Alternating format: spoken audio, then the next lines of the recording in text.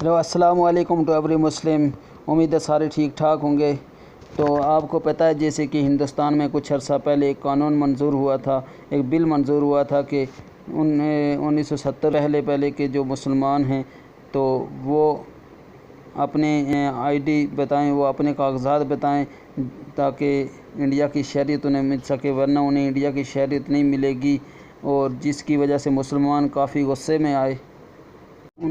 उनको तो गुस्सा आना ही था क्योंकि ये कानून मुसलमानों के ख़िलाफ़ था, इंडियन मुस्लिम के ख़िलाफ़।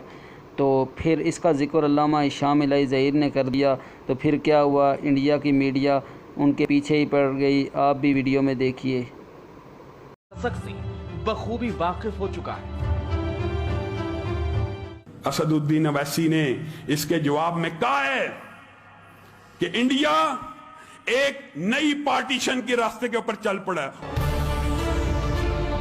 अपनी मजहबी तकरीरों से सुर्खियों में रहने वाला ओवैसी इन दिनों सरहद पार के नापाक मुल्क में भी वायरल है। पाकिस्तानियों के जुबान पर ओवैसी का नाम बार बार आ रहा है। हिंदुस्तान में सियासी सुर्खियां बटोरने वाली ओवैसी की तकरीरें पाकिस्तान में भी वायरल है। जवाब जानना जरूरी बनता है, पाकिस्तान में क्यों चर्चा में है असदुद्दीन ओवैसी? पाकिस्तान में ओवैसी का नाम कौन और क्यों ले रहा है? ओवैसी के बारे में पाकिस्तानी क्या कह रहे हैं? इसमें किसी ज़ैद बकर का नाम लिख दिया। सबसे बड़ा सवाल ये कि ओवैसी ने ऐसा क्या किया या क्या कहा जिसकी वजह से पाकिस्तान की आवाम से लेकर हुक्मरान और कट्टरपंथी तक खुश हो रहे हैं। जवाब जानना चाहते हैं तो सबसे पहले पाकिस्तान के कट्टरपंथी मौलाना की बात सुन लीजिए, आपको थोड़ा अंदाजा जरूर हो जाएगा। वो ये हिंदुस्तान के अंदर हिंदुस्तान ने हिंदुओं ने उन्होंने बिल पास किया है। भारी अक्सरियत से लोकसभा से बिल पास हो गया। पता क्या बिल पास हुआ हिंदुस्तान में? आप और मैं गाफिल हैं। उन्होंने हिंदुओं को एक उम्मत तस्लीम कर दिया इस बिल के ऊपर।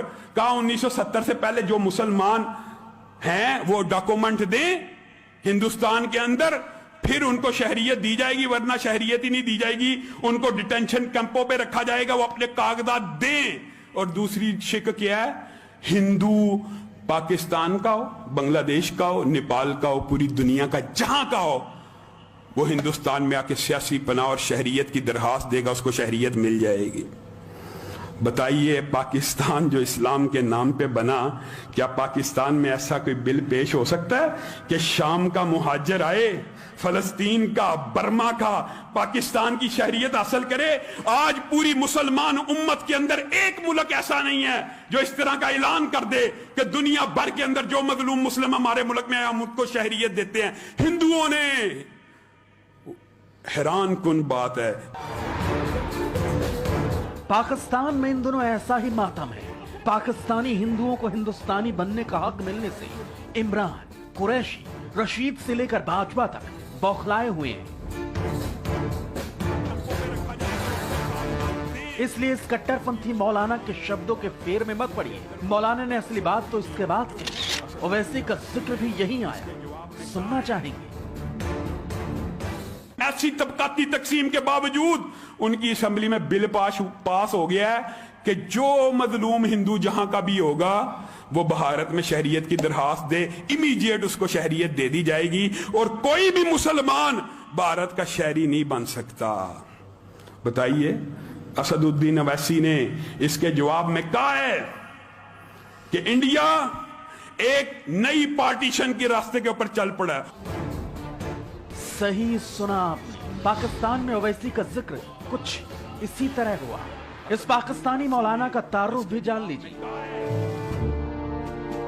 हिशाम इलाही ज़हीर कहते हैं, और दूसरी शिक क्या है? अक्सर मोस्ट वांटेड दहशतगर्द हाफिज सईद के संगीत में नजर आती, लिहाजा लफ्ज और जहर उगलने का लहजा हाफिज से ही उधार लिया है। वैसे ये जानना भी जरूरी है कि ओवैसी ने ऐसा क्या कहा था, वो कौन सी बात है जो इस पाकिस्तानी मौलाना को इतनी भा गई। ये कानून जो बनाया जा रहा है इसलिए बनाया जा रहा है कि दोबारा पार्टीशन हो। आप तो उनको दबा रहे हैं, उनके सीने पर पैर रखकर आप कह रहे हैं कि अब तू इस मुल्क का बाइज़्ज़त शहरी नहीं बल्कि तो स्टेटलेस बनाया जाएगा। इसीलिए मैं कह रहा हूं मैडम कि ये एक पार्टीशन होने जा रहा है मैडम 5 के तहत। ये जो सेक्शन नागरिकता कानून को लेकर लोकसभा में बहस के दौरान ओवैसी ने इसे तल्ख अंदाज में अपना विरोध जताया था। ओवैसी जिन्ना का जिक्र तक करने से पीछे नहीं रहे थे। ओवैसी ने बिल की कॉपी तक फाड़ दी थी। ओवैसी का ये गुस्सा, ये अंदाज देश ने तो देखा ही। ओवैसी के ये शब्द देश के दुश्मन मुल्क के कट्टरपंथियों के कानों में भी पहुंचे। फिर क्या था, मौलाना को मौका मिल गया। पाकिस्तान के इस छोटे हाफिज ने कैसे कहा और क्या कहा, खुद सुनिए। असदुद्दीन ओवैसी ने इसके जवाब में कहा है कि इंडिया एक नई पार्टीशन के रास्ते के ऊपर चल पड़ा है और अल्लाह करे उसकी ये बात सच साबित हो। हिंदुस्तान के मुसलमानों को अल्लाह की कसम चाहिए अब भी खड़े हो जाएं। उस वक्त भी जिना के साथ खड़े होने का वक्त था। आज अबुल कलाम का हिंदुस्तान अपनी मौत मर गया है। आज अबुल कलाम का हिंदुस्तान सिस्कियां ले रहा है।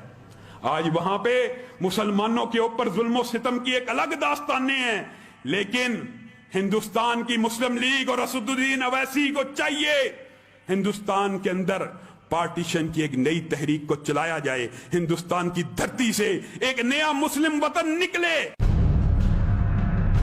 सियासत में जरा सा जिक्र किस तरह मुल्क के दुश्मनों को मौका दे देता है। पाकिस्तान के दहशतगर्दों के मौलाना की ये तकरीर इसकी तस्दीक कर रही है। सवाल यह है, क्या पाकिस्तान के कट्टरपंथी मौलानाओं की तरह बेशर्म मुल्क के बेगैरत हुक्मरान और सियासतदान भी ओवैसी की मजहबी तकरीरों को लेकर ऐसा ही सोचते हैं?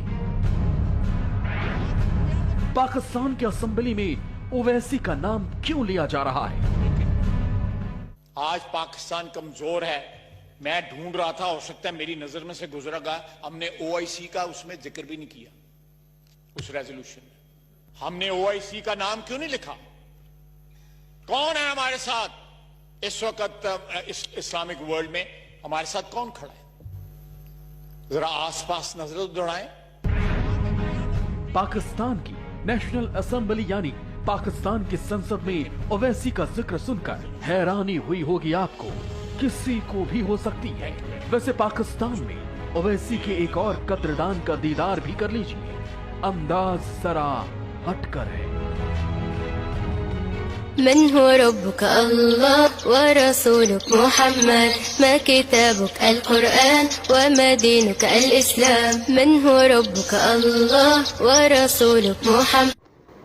जैसा कि आपने वीडियो मुलाज़ा फरमाई, आपने वीडियो देखी है और उम्मीद है कि आप काफ़ी इससे महसूस हुए होंगे इंडिया की मीडिया की चीखो पुकार सुन के। हालांकि बात इतनी बड़ी नहीं थी, लेकिन इंडिया की मीडिया ने इसे बड़ा चढ़ा कर पेश किया, जैसा कि उनकी ये फितरत है और उनकी आदत है। तो क्योंकि उनका मकसद ही दो मुल्कों के दरमियान जंग होता है, तो अगर जंग करना चाहते हैं तो फिर भी हम इसके लिए तैयार हैं।